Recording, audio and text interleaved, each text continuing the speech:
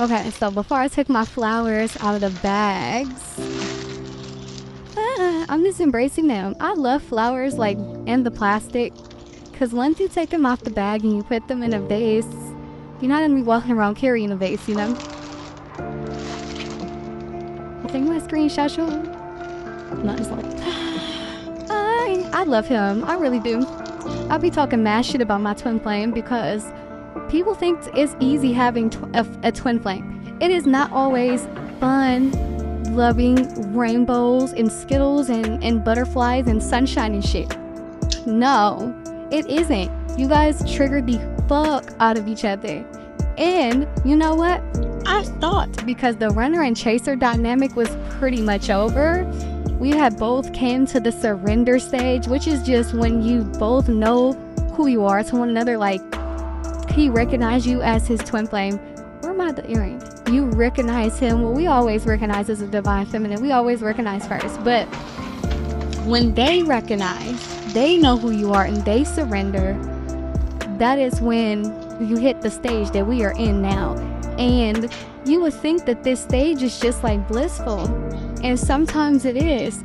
But for the most part, your twin flame, just like you, may be still going through tests, trials and errors, triggers, healing, like mine going through the dark night of the soul, and they can become really rebellious, mean, even aggressive, possessive, controlling, like fighting for their lives, feeling like they're going through an ego death because they have to lift the divine feminine, right? He cannot no longer pull and play tag of war with me when it comes to my role, my calling in my personal life, nor in his. So, and that's not easy.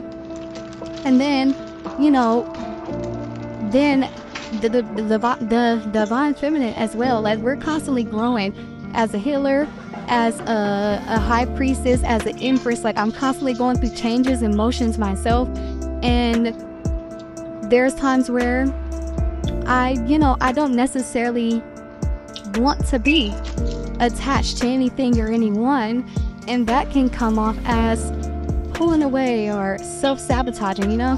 But I love my fucking flowers. I don't know why I was going down this like long, where we were going with that conversation.